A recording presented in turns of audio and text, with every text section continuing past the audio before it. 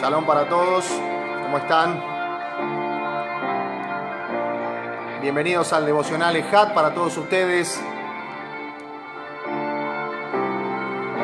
Estamos transmitiendo desde el Auditorio Orsiti aquí en Buenos Aires, escuchando esta hermosa canción, esta hermosa Jalel. Aleluya, bendiciones para todos los que están del otro lado. Estamos a través del Facebook de Orsiti y vamos a empezar que se vayan conectando todos los hermanos que están en el movimiento Ejat.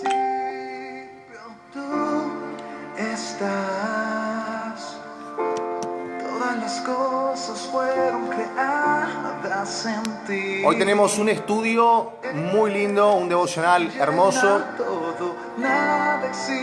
Vamos a hablar del tesoro escondido, ¿sí? Sobre las nubes estás. Encarnas tu vista entre nosotros. Agradecido al Padre por todos ustedes que empiezan a conectarse de a poquito. Estamos en el devocional Ejat, son 30 minutos, los cuales compartimos todos los ministerios para todos ustedes.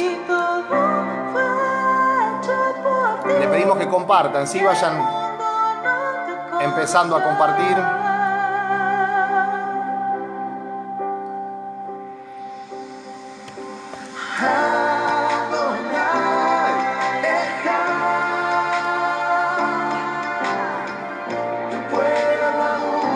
Hermosa canción, ¿eh?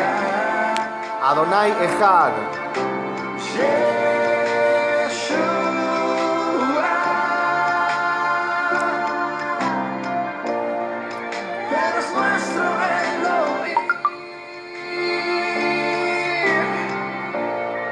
Hermosa canción, Adonai Ejad. Y Ejad es lo que estamos haciendo juntos todos nosotros en este gran movimiento Ejat. Así que vamos a empezar a compartir. Nosotros aquí también vamos a compartir esta enseñanza. Hoy titulamos la enseñanza El tesoro escondido, el mayor tesoro escondido para todos ustedes. Mi nombre es Elmoré Aarón, Claudio Ordós. Es un honor estar junto con todos ustedes compartiendo este gran devocional Ejat para todos los que están sintonizando. Vamos a empezar a compartir esta publicación para todos ustedes, ¿sí? Que están del otro lado. Vamos a compartir juntos en este momento un gran momento de devocional para todos los que están del otro lado sintonizando, ¿sí? Vamos a compartir junto con todos a nuestra amada audiencia, nuestros amados ajim y hermanos que están del otro lado sintonizando esta enseñanza, sí, que vamos a titular hoy, les repito, el tesoro escondido.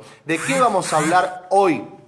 Vamos a hablar algo de lo que dice nuestro maestro Yeshua en Mateo capítulo 13, versículo 44. Mateo capítulo 13, versículo 44, en este devocional Ejat para todos ustedes, agradeciendo a todos los ministerios que conforman este gran movimiento Ejat. ¿Qué es Ejat? Ejat es la unidad de todos aquellos que confiamos, creemos y damos testimonio de Yeshua, sí, y guardamos la Torá, guardamos los mandamientos. Tenemos 10 puntos principales, 10 puntos básicos en los cuales estamos todos de acuerdo y formamos un gran Ejat. ¿Por qué formamos Ejat?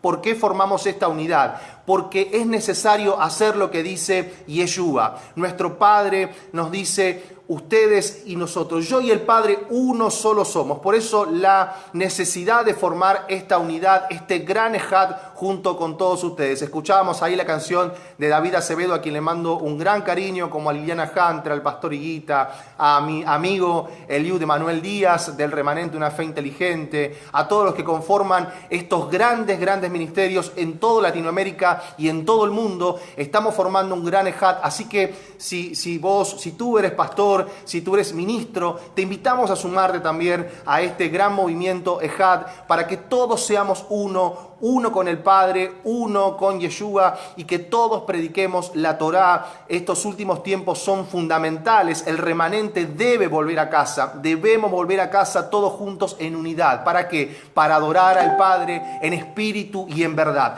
Todos juntos vamos a hacer esta gran unidad, este gran ejad, junto con todos ustedes que están del otro lado. Aquí no hay grandes, sino que el único grande es Yeshua, es Adonai, nuestro Padre. Y con Él, caminando de la mano, vamos a ir todos juntos para formar este gran ejad. Aquí no nos fijamos si uno utiliza o no utiliza una kipa, o utiliza o no utiliza un talit, ¿sí? Damos libertad a los hermanos que seamos uno, una unidad, un ejad en amor, en ahabá, todos juntos adorando al bendito sea. Por eso hay dos puntos fundamentales que las raíces hebreas hoy están pregonando. ¿Cuáles son? Dar testimonio de Yeshua, ¿sí? Y además de todo esto, guardar los mandamientos o guardar la Torá.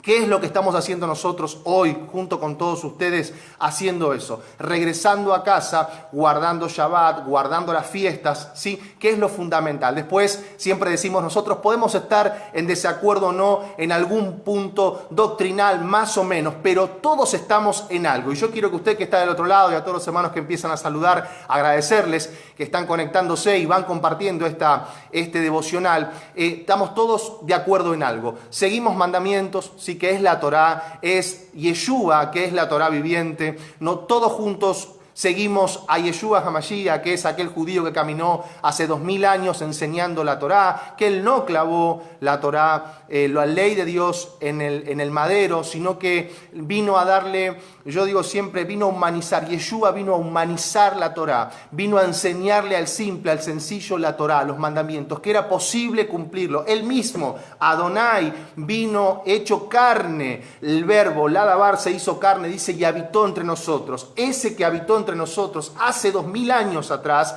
nos vino a decir, si yo pude, ustedes pueden también. Vino a humanizar la Torá. Por eso los mandamientos no son gravosos.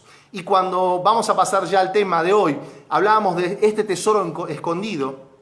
Vamos a Mateo capítulo 13, versículo 44, y encontramos lo siguiente. Dice, además, el reino de los cielos es semejante a un tesoro escondido en el campo, el cual un hombre halla y lo esconde de nuevo, y gozoso por ello va y vende todo lo que tiene y compra aquel campo.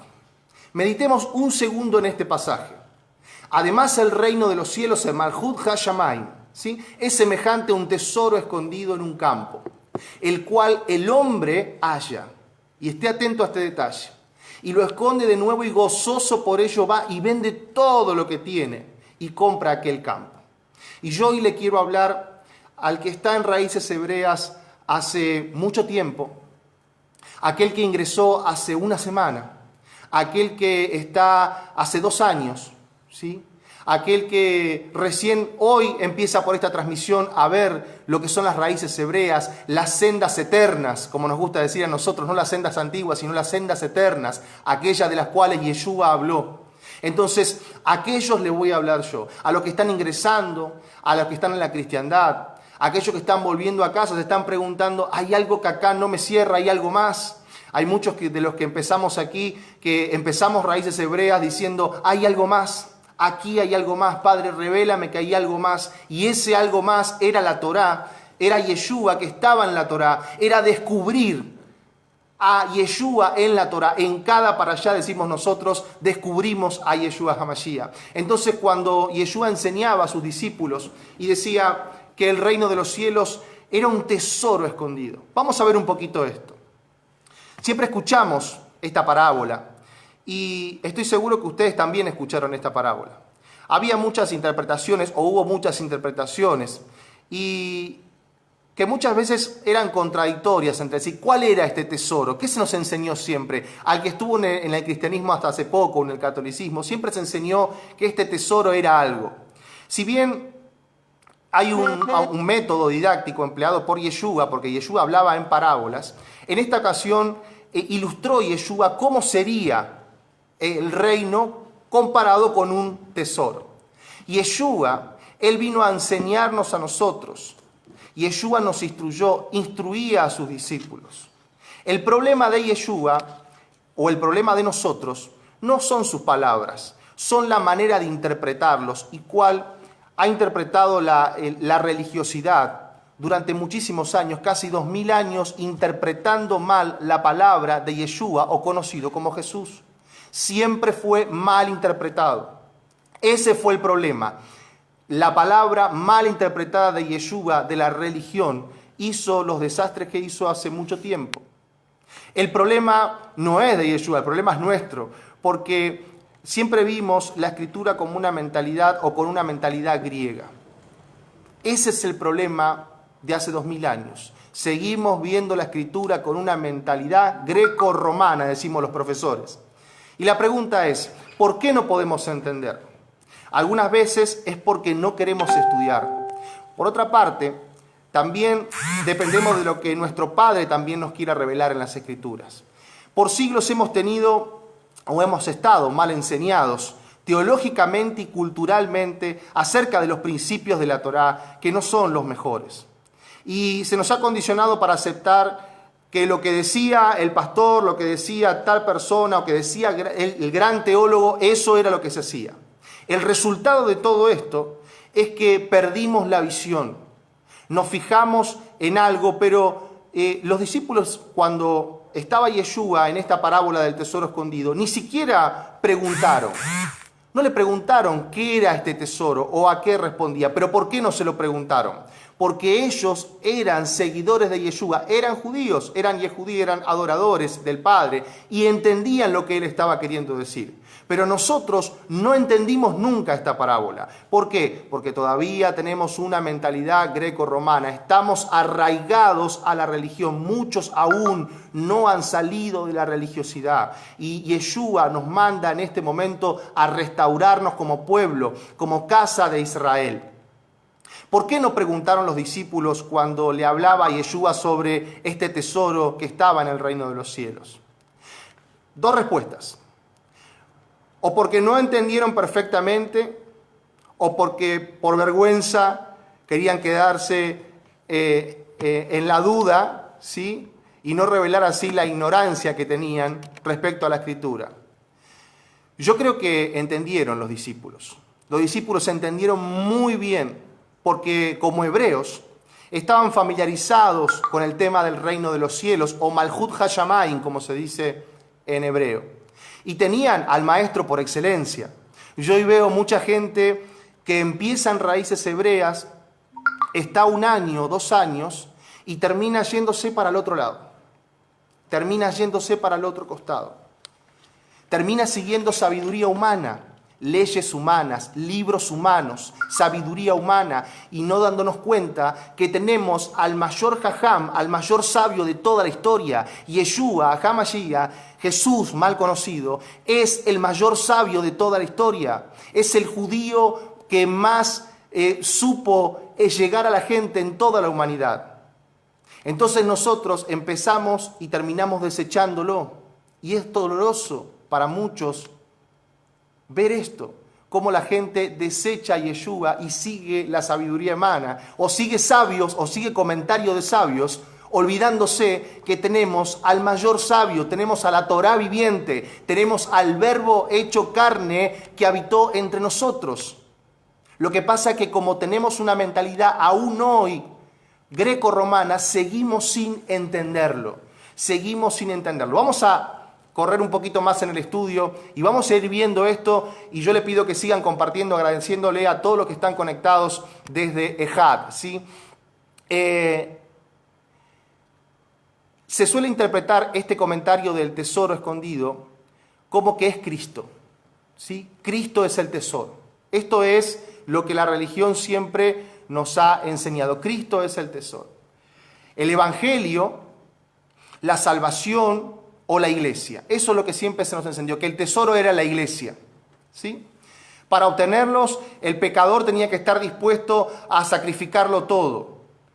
El empleo de esta parábola siempre es la iglesia. El tesoro es la iglesia.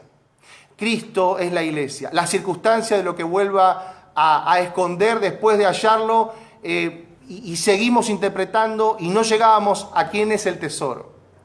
Más bien, el tesoro escondido es un campo. ¿Qué campo? Y ahí está una de las claves. Este campo, este tesoro, está en un campo. Y ese campo es el sitio de la nación israelita. nosotros. A esta oscura nación vino Yeshua. Pero la nación lo rechazó. Y entonces, por designio divino, fue derrocada de su momentánea prominencia hasta el día de hoy. En las apariencias externas parece que una nebulosa relación con el reino mesiánico que está hablando esta parábola, pero Yeshua dio su vida, todo lo que tenía. Yeshua dio su vida entera para comprar este campo. Estamos hablando de la parábola del tesoro escondido, ¿sí? Para los que recién se conectan. Estamos tratando de desmenuzar con una mentalidad hebrea esta parábola para darle verdadero sentido, ¿sí? A los que recién se están conectando. Entonces, Yeshua dio su vida por este campo, para comprar el campo entero del mundo, y así obtuvo el dominio absoluto por derecho de hallazgo y redención. Cuando Él regrese, se va a desenterrar este tesoro y se expondrá a plena luz. ¿Me va siguiendo?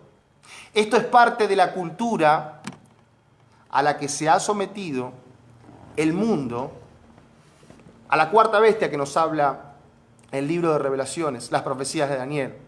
La profecía de Daniel nos habla de esta cuarta bestia, aquella de la cual se dijo que cambiaría los tiempos y la ley. Cambiaría los tiempos y la ley. Para empezar, aquí vemos 5 interpretaciones, vamos a ver, sobre la posible naturaleza del tesoro. También aquí se hace énfasis en la importancia de establecer la diferencia entre la naturaleza de la iglesia e Israel. Hoy tenemos un problema con esto. Hoy tenemos un problema. De hecho, estaba viendo algunas publicaciones que han compartido muchos hermanos de JAT también, que hay una Biblia, una nueva Biblia hecha por la Sociedad Bíblica de Dinamarca, creo que es, ¿verdad? Que habla de que han quitado la palabra, escuche esto, quitaron la palabra Israel de la Biblia. Quitaron la palabra Israel de la Biblia y lo reemplazaron por la palabra iglesia. Mire hasta qué punto estamos llegando hoy en esto.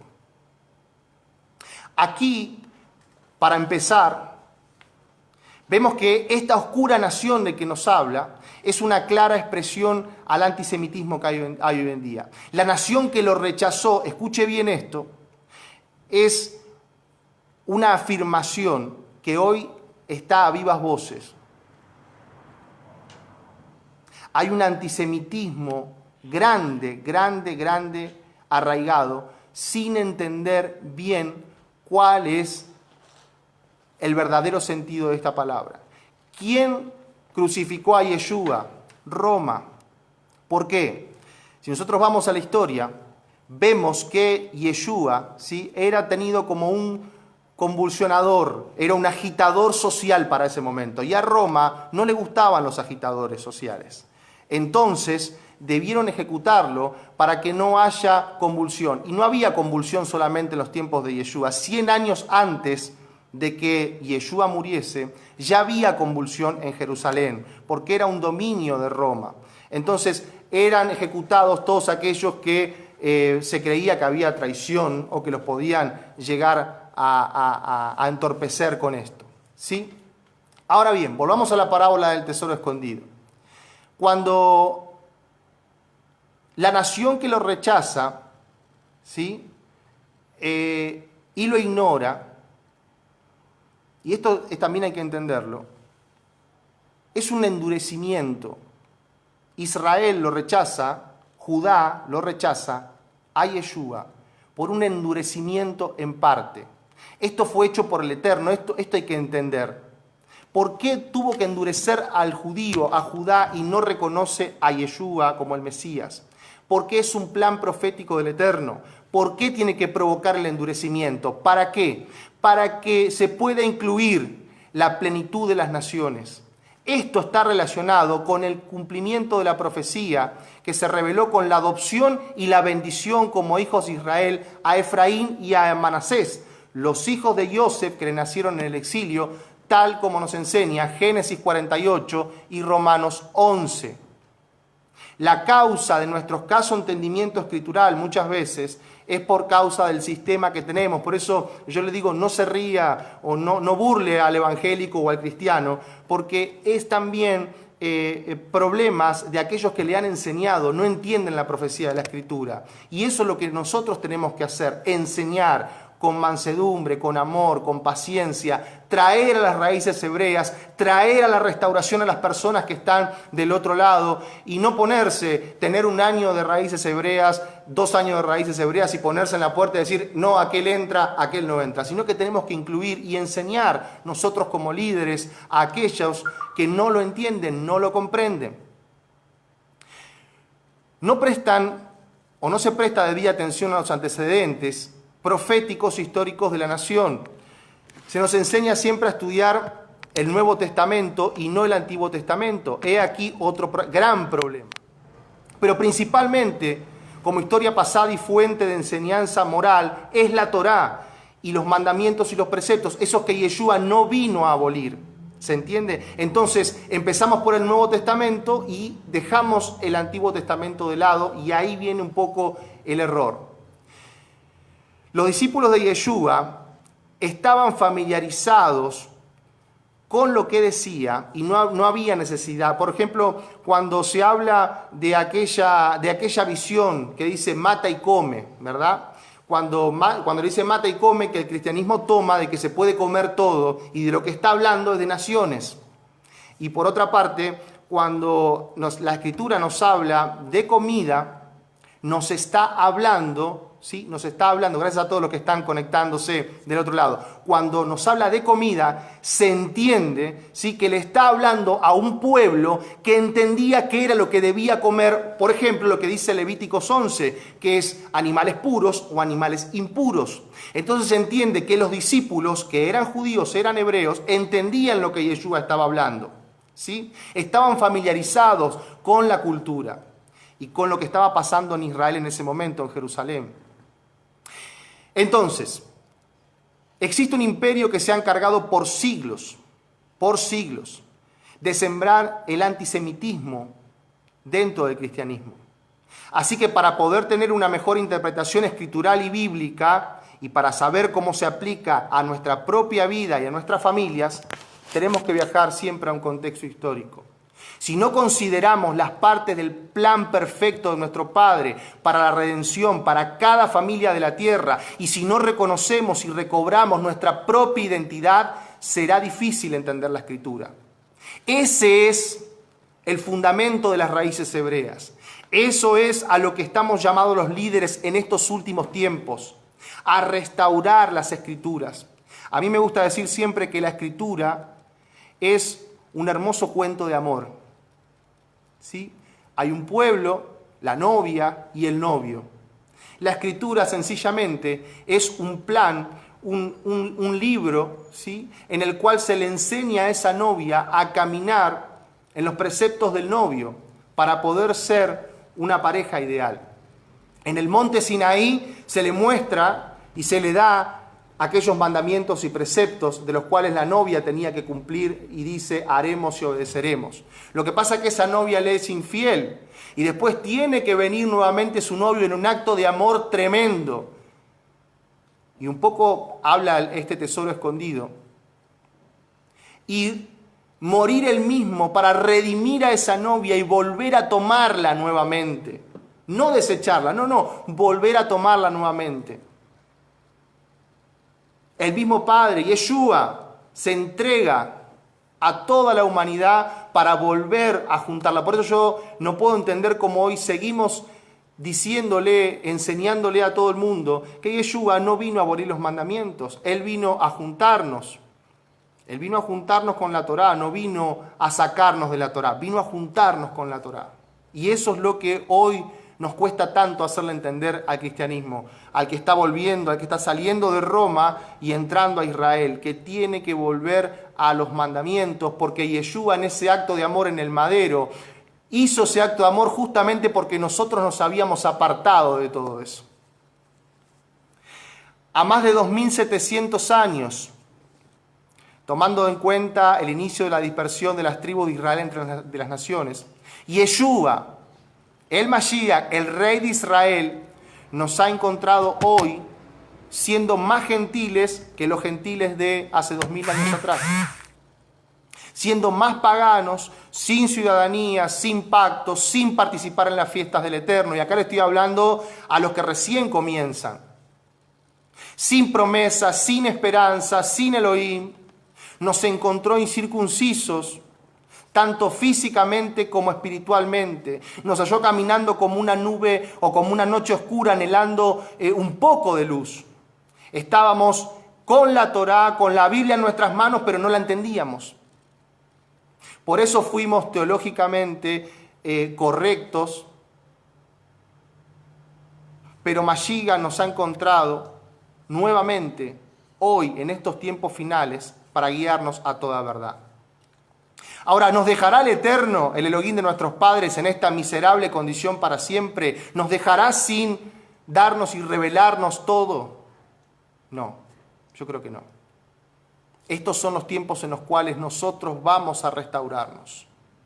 En nuestra oración, el clamor de los hijos de Israel que hemos rogado por misericordia y restauración, los discípulos del Rab, del Maestro, le pudieron entender, mientras que nosotros necesitamos de un estudio para hallar entendimiento. Pero es necesario que nuestro estudio siempre deba ser como el trabajo final o la finalidad del trabajo del estudio, cada oratoria que llevemos los líderes debe ser para restauración. Hay que remover en el pasado, hay que esforzarse en investigar los pormenores de una cultura estigmatizada y perseguida como es la cultura de Israel. Hacer de ello un retorno a las sendas eternas o llamadas sendas antiguas, a nuestras raíces. Hay que orar porque nuestro Abba, nuestro Padre, nos dé un entendimiento en estos tiempos. Porque si nosotros no ponemos un contexto histórico y cultural, no se puede tener una identidad. Se es solo una semilla más dentro de un saco de semillas grandes. Y caemos en otro error también, que es el que no estudiar, el no escudriñar, nos lleva hacia el otro costado. Nos lleva a volvernos ultra archi plus ortodoxos de aquel lado.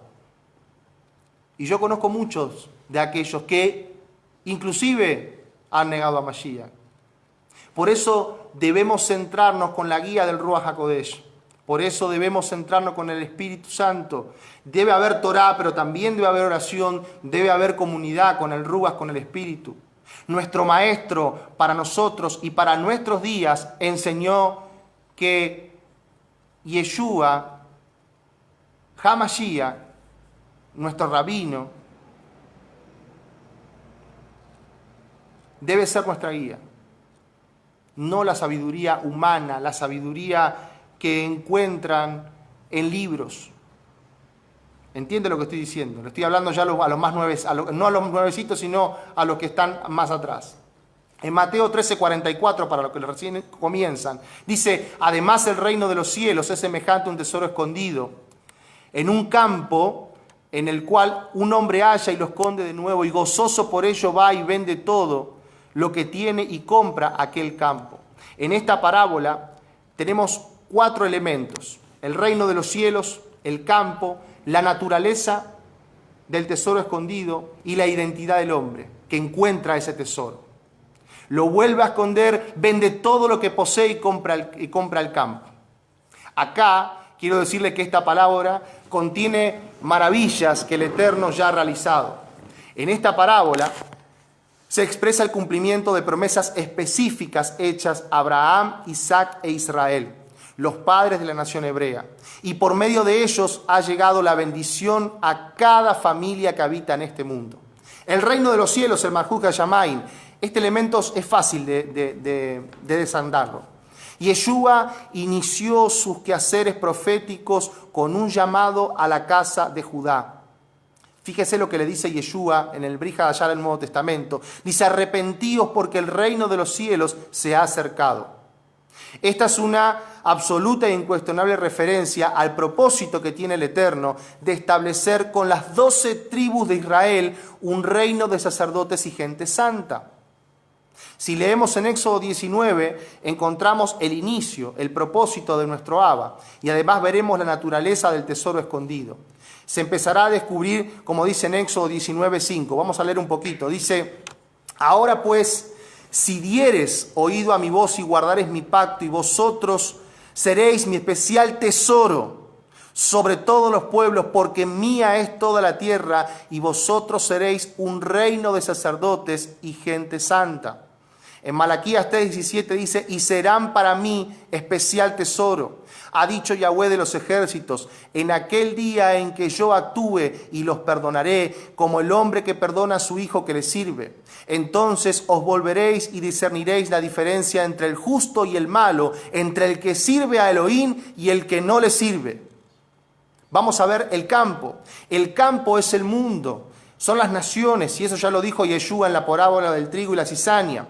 Así que el campo no es difícil de identificar. En Mateo 13:26 vemos: entonces, despedida la gente, entró Yeshua en la casa, y acercándole a sus discípulos le dijeron: explícanos la parábola de la cizaña y el trigo. Y respondiendo él les dijo: el que siembra la buena semilla es el Hijo del Hombre. El campo es el mundo, y la buena semilla son los hijos del reino, y las cizañas son los hijos del malo. La identidad del hombre. Tercero, que halla el tesoro y lo vuelve a esconder, que vende todo lo que posee, ¿sí?, y compra el campo. Ese es Yeshua, nuestro Mesías, el Rey de Israel, que fue enviado por el Eterno. Esto lo podemos asegurar con algunos pasajes que hablan de la naturaleza de su función profética y de su encargo divino. En Lucas 19:10 vemos: porque el Hijo del Hombre vino a buscar y salvar a lo que se había perdido. En Mateo 15:24, él respondiendo dijo: no he sido enviado sino a las ovejas perdidas de la casa de Israel. Hasta aquí vimos los 4 elementos de la parábola del tesoro escondido: el reino de los cielos, el campo y la identidad del hombre y la naturaleza del tesoro escondido. Sin embargo, la cuestión más interesante en esta parábola se encuentra en la acción de esconder este tesoro, porque esto es algo que ya ha sido hecho. El tesoro escondido, y vamos a ver un poquito de esto, gracias a todos los que están conectándose y saludan. Y está tan escondido este tesoro que nos cuesta trabajo identificar y aceptar lo que nuestro Padre ha estado haciendo desde hace ya 4000 años. Este es un milagro por el medio del cual el Eterno ha dado cumplimiento a las promesas específicas que Él hizo al Padre, a los padres de la nación.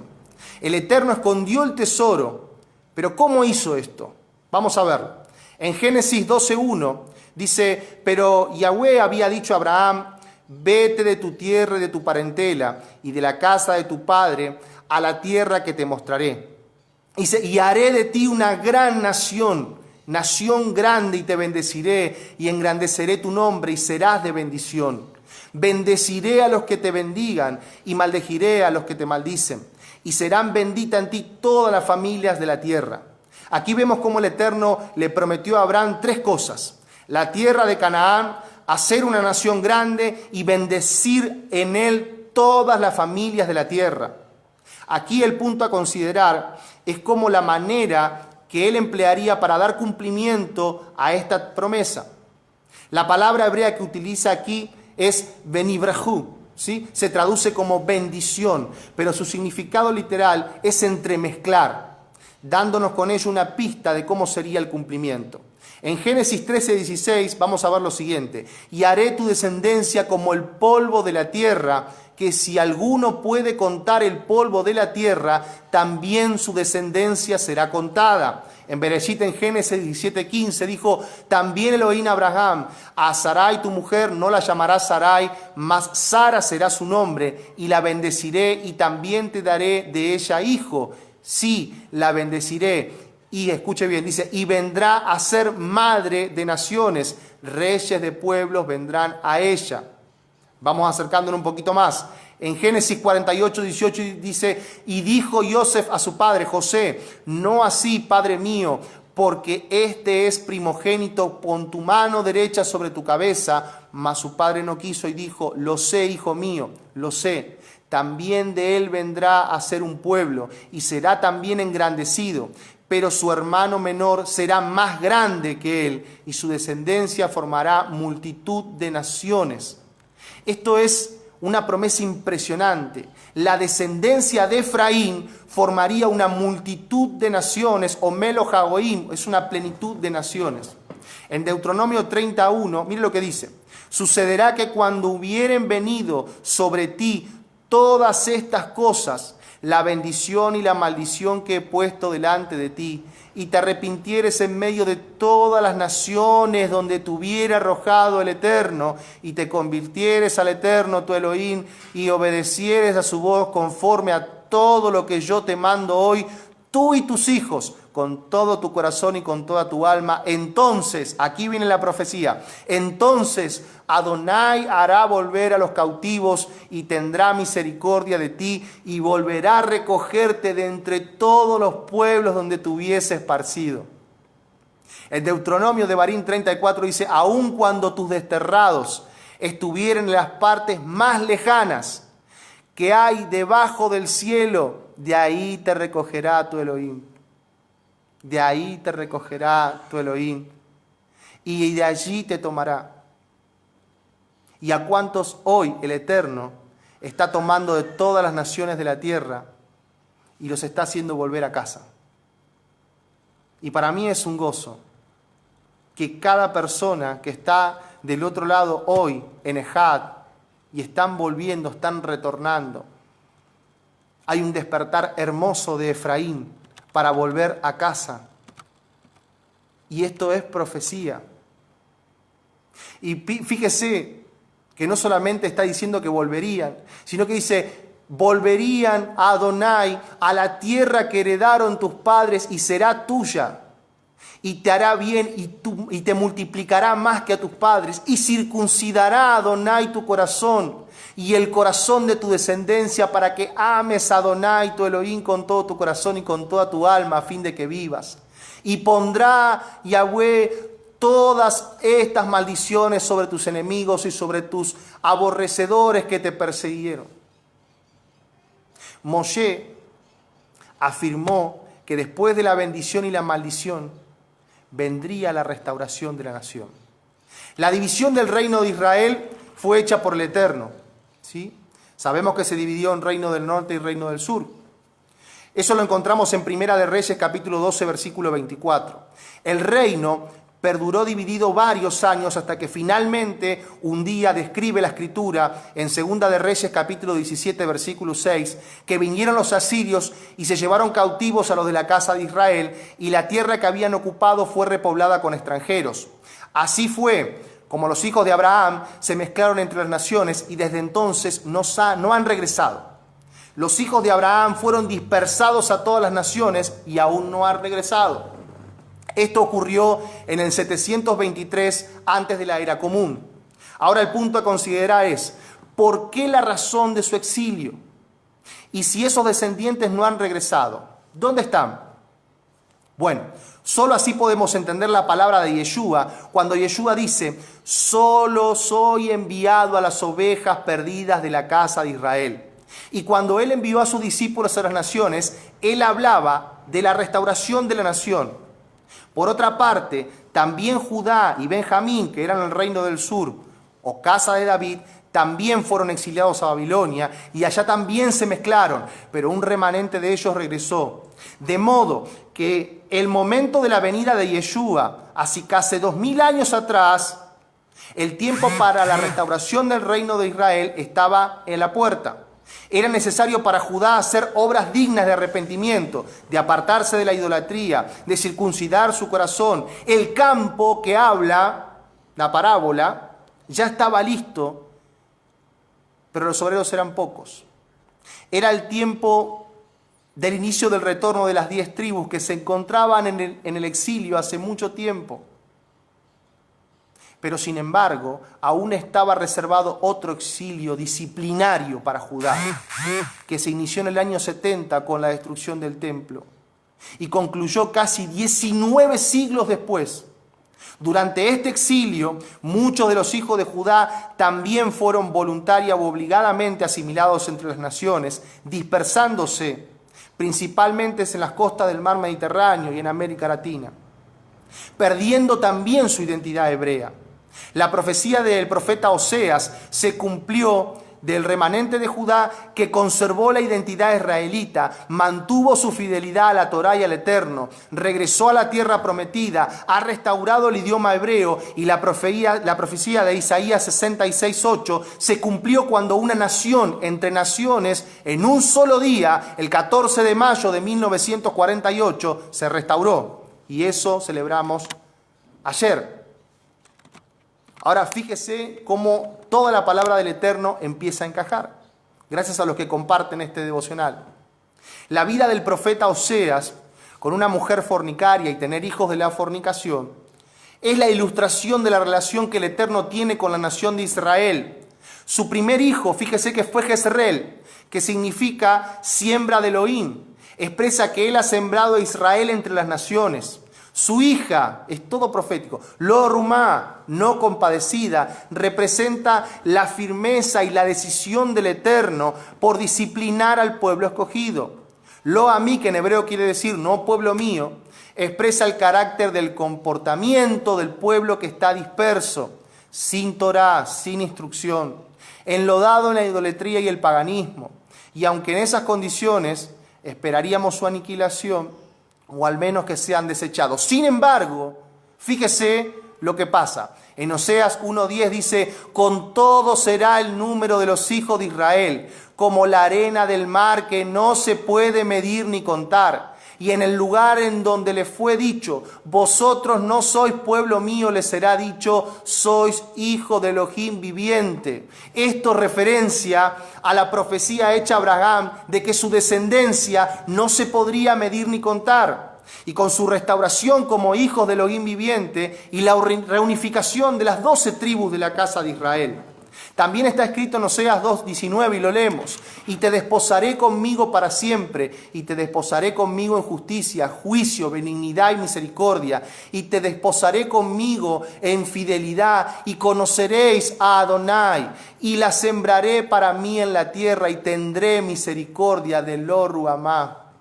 Y diré Lo Amí, tú eres pueblo mío. Y él dirá, tú eres mi Elohim, tú eres mi Dios. Y eso está pasando hoy. ¿Se recuerdan de esta frase? Tus misericordias son nuevas cada día, oh Eterno. Pues precisamente en el capítulo 30 y 31 de la profecía de Jeremías, es un ejemplo claro de la misericordia, el amor y la gesed, la gracia del Eterno por su pueblo y por las naciones también. Porque en el retorno de los hijos de Israel a la tierra estarán incluidas todas las familias de la tierra. ¿Qué no ha hecho el Eterno ya de Abraham hace 4000 años que lo viene haciendo? Ha hecho todo para salvarnos. Ha hecho todo para salvarnos y reunirnos como su pueblo. Por eso se hace necesario hoy, amados, retornar a las sendas antiguas, a las sendas eternas. Nos dio a su unigénito, murió por nosotros para reunificar a su pueblo. Por eso muchos preguntan, ¿por qué Had? ¿Por qué Had? Ahora es una moda. Hay muchos que están diciendo, ahora es una moda. Todos son Ejad, ponen todos Ejad. No es una moda. Es que tenemos que unificarnos como pueblo. Tenemos que volver a ser un pueblo. Entonces, esta parábola del tesoro escondido enseña que, volvemos al principio, el tesoro fue hallado y vuelto a esconder. ¿Qué significa esto? Que la nación no fue formada en su propia tierra, sino en el exilio, en Egipto. El mundo representa a Egipto. Entonces, el Eterno introdujo en Egipto una familia y después de 400 años, por medio de Moisés, encontró una nación. Y a esta nación le dio una identidad y le dio la instrucción de su voluntad conocida como la Torá o los mandamientos. Varios siglos después la nación fue escondida, fue sembrada entre las naciones. Primero Efraín y después fue Judá. Solo un remanente de Judá se mantuvo su identidad y su cultura. El resto de las 12 tribus ahora son gentiles entre los gentiles. Ahora bien, ¿quién compró el campo? Primero lo compró Moisés, que es la sombra profética de Yeshua, y quien realizó la compra en términos reales fue nuestro Mesías. ¿Se entiende? Él compró ese campo que nos habla esta parábola. El Padre Eterno, el campo, lo compró con el precio de su propia sangre. Al regreso de Yeshua, el Eterno extraerá del campo su tesoro. ¿Entiende? A su pueblo escogido. Él cosechará a su pueblo en el día de su restauración. Se va a casar con Israel. La mujer va a rodear al varón. Él aún hará regresar a su tesoro escondido en el mundo tal y como le prometió a Abraham. Yeshua va a reinar. Él va a ser el rey de Israel. Él va a reunificar las dos casas de los hijos de Israel y restablecerá el reino de los cielos en la tierra. Ahora, qué sorprendente historia de amor, como decíamos al principio, de gracia, de paciencia, de misericordia de nuestro Abba. Qué hermosa manera de nuestro Padre de cumplir sus promesas a su amigo Abraham. Es de esperar que todo el pueblo del Eterno, los hijos de su amigo, sepan valorar qué clase de privilegio del Altísimo nos ha honrado y distinguido. Espero que nosotros sepamos de ese, o seamos parte de ese especial tesoro que Yeshua va a regresar a buscar. Ustedes que están del otro lado, ¿se consideran parte de ese tesoro? ¿Consideran que son parte de ese tesoro que Él va a venir a buscar? En Malaquías 3:16 dice: entonces los que temían a Yahweh hablaron cada uno a su compañero, y Adonai escuchó y oyó, y fue escrito el libro de memoria delante de él para los que temen a Adonai y para los que piensan en su nombre, y serán para mí especial tesoro, ha dicho Hashem de los ejércitos, en el día que yo actúe, y los perdonaré como el hombre perdona a su hijo que le sirve. ¿Qué cosa no haríamos por amor? ¿Qué cosa no hacemos por amor? Hacemos muchas cosas por amor. Muchísimas cosas hacemos por amor. Pero el mayor amor de todos es el de Yeshua, que murió por toda la humanidad, que nos dio la oportunidad a nosotros de conocer la Torá, de ser parte del pueblo escogido, del remanente escogido. Nosotros no merecíamos serlo, no merecemos ser parte del pueblo. Hemos desechado su palabra, hemos desechado sus mandamientos, hemos desechado su salvación. Hemos tenido errores y equivocaciones. Pero así todo, Él ama a su pueblo. El Eterno te ama. El Eterno me ama, el Eterno nos ama, aún con nuestros errores, aún con nuestros horrores durante milenios, años. Tuvo que enviar a su Hijo para reunificarnos, para juntarnos. ¿Qué mayor amor que ese? ¿Qué mayor amor que el que tuvo Yeshua por la humanidad de entregar su propio cuerpo, su propia vida? ¿Quién entregaría un hijo? ¿Usted entregaría a su hijo? ¿Cómo nos ama el Padre? El Padre nos ama. Y yo te quiero terminar este mensaje hablándote a vos del otro lado, a tú que estás del otro lado, como hablan nuestros amados, y decirte que largues esa mochila, que largues aquello que te condena, que largues aquello que te ata, y tomemos la salvación de nuestro Padre. Tomemos a Yeshua, que es la Torá viviente, es la Dabar, la palabra, y vayamos a novedad de vida. Es el momento, Israel, de unirnos. No es el momento de la discordia, no es el momento en el cual nosotros tenemos que estar fijándonos qué hace el otro, sino que tenemos que fijarnos qué hacemos nosotros mismos. Tenemos que juntarnos en ejad, en unidad. Y yo digo, siempre tenemos que fijarnos en puntos fundamentales. ¿Seguimos a Yeshua? ¿Cuántos dicen que sí? Baruch Hashem. ¿Seguimos la Torá? Baruch Hashem. ¿Cumplimos mandamientos? Baruch Hashem. ¿Guardamos el Shabbat? Baruch Hashem. ¿Cumplimos la fiesta, las Moedín del Eterno? Muy bien.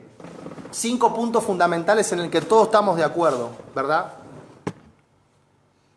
¿Por qué siguen las divisiones? ¿Por qué no seguimos peleando en Facebook de cómo se pronuncia o cómo no se pronuncia? Ya está, hermanos. Yeshua está a la puerta. Yeshua está más cerca que nunca. Yo le digo siempre a los hermanos de Or City, a quienes les agradezco todo el apoyo, quedan 10 años para cumplir 2000 años de la muerte y resurrección de Yeshua HaMashiach. Y yo veo a muchos que todavía están discutiendo cómo se pronuncia, si es Yeshua o Yashua. Terminemos con eso. Es momento de unidad. 5 puntos fundamentales. Yo digo que Yeshua nos mira a todos y nos sienta a una mesa, ¿no? Entonces, viene uno y entra, ¿no? Entra a la casa del Padre y entra con un talit y una kipa, ¿no? Entonces, entra a la casa del Padre y se sienta. Vení, sentate acá, vamos a hablar de la Torá, de la parashá de la semana. Sentate. Entonces tocan la puerta y entra otro, pero este viene sin talit, pero viene con los tzitzit. Entonces se junta con el que tiene el talí y la kipa, ¿no? Y le dice, che, pero vos no usas kipa, pero vos no usas talí. Entonces Yeshua dice, shh, siéntense. Entonces entra otro. Y dice, ¿usted es hermano en Yeshua? No, yo soy hermano en Yeshua. Ah, pero resulta que... Y yo creo que Yeshua se sienta y... Silencio, siéntense. Y entra otro más. Y dice, no, pero hoy no se festeja Shavuot. Fue ayer, porque resulta que la luna Y Yeshua dice, siéntense. Dejemos de pelearnos por cosas que no tienen sentido, discusiones vanas. Y volvamos a lo fundamental que es la Torá, a los mandamientos, a los preceptos. Y Yeshua no quiere que nosotros nos dividamos, porque un reino dividido no es un reino. Debemos juntarnos. Ahora quiero hablarles a aquellos que están dolidos, golpeados, aquellos que fueron estafados, aquellos que formaban parte de algún ministerio, de alguna iglesia, y hoy están en casa, que no quieren saber nada, están renegados de todo. Yo les digo que Yeshua no miró los defectos, no miró al otro, no se fijó en qué le habían hecho. Yeshua entregó su vida como un cordero manso. Lo que pasó ya pasó, ya está. Volvamos al Eterno. El Eterno, mire una cosa, hermano amado. El Eterno va a dar a cada uno con justicia y según su obra.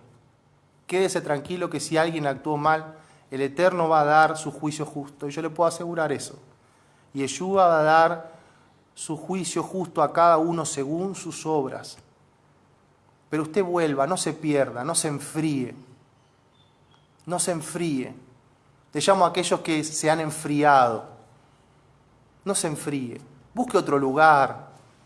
Sánese, sane su alma. El Eterno no tiene la culpa de las personas. El Eterno ha dado libre albedrío para todos nosotros. Vuelva a casa. Y ahora le hablo a los nuevecitos en raíces hebreas, ¿sí? No se llene de una ensalada de conocimiento. No ande buscando por todos lados.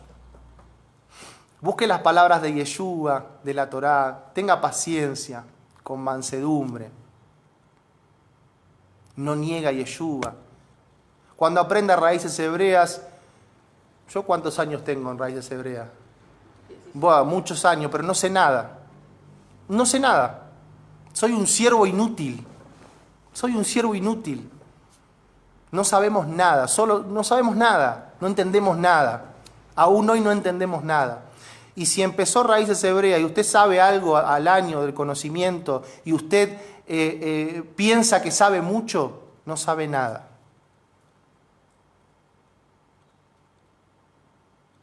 Siempre actuemos como nuestro primer amor.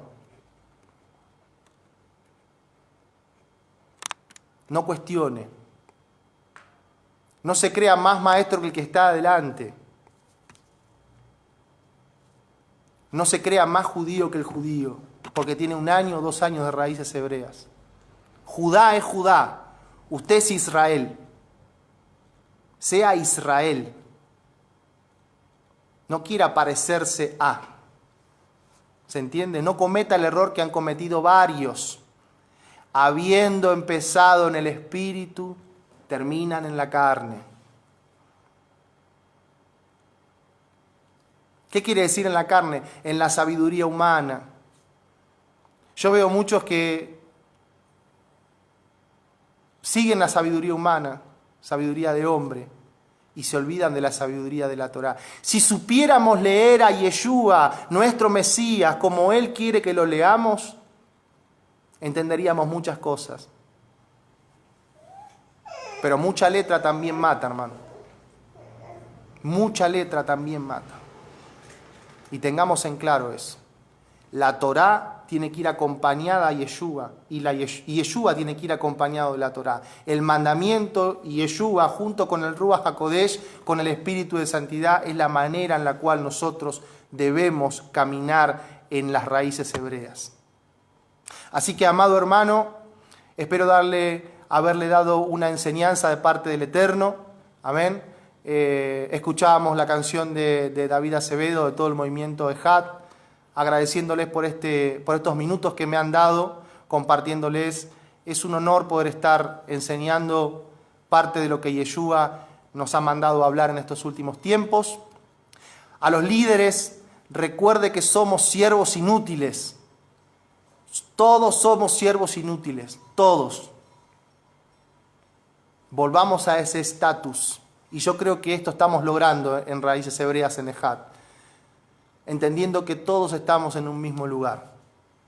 A usted que está del otro lado, vuelva a su primer amor, vuelva a encender la chispa de la Torá. A los nuevecitos en Raíces Hebreas, tranquilo, despacito, no coma tan rápido porque se me va a empanzurrar, no le va a agarrar el dolor de panza, se me va a empachar y no queremos que se empache. Despacito, aprenda despacio hebreo, después aprenda alguna canción, despacio, vaya despacio.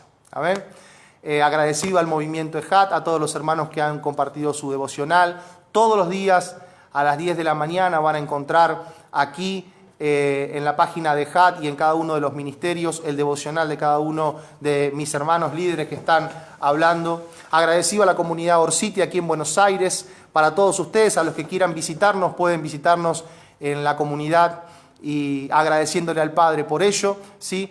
Fuimos puestos como referencia aquí en Buenos Aires junto a otros ministerios también, así que lo que hablamos nosotros también lo hablan otros ministerios aquí en Argentina.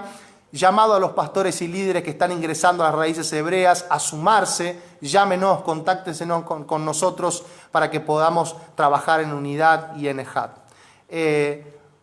Todas las mañanas yo me levanto y canto esta canción. Yo no sé cantar, no soy Eliud de Manuel Díaz, no soy David Acevedo, no soy un gran cantor, ¿sí? Pero cada mañana me levanto y le agradezco al Padre por estar vivo. He pasado muchas cosas y aquí estoy. Y siempre le canto esto a Él, ¿no? Y esta es la oración por excelencia que Yeshua, nuestro Padre, le decía a sus discípulos, ¿sí? Han oído el primer mandamiento que dice: escucha Adonai, ¿no? El Señor es uno. Oye Israel, Adonai, el Señor es uno. Después dice que se le han añadido años más tarde, Baruch Shem Kevod Malchutó Leolam Bae, ¿no? Bendito seas tú, tu nombre, el reino, el nombre de tu reino por siempre jamás. Dice que se le añadió después, pero bueno, no viene al caso. Y dice así, dice, Shema Israel, Adonai, Eloheinu, Adonai, Echad, Baruch, Shem Kevod, Malchuto, Leolam Bae.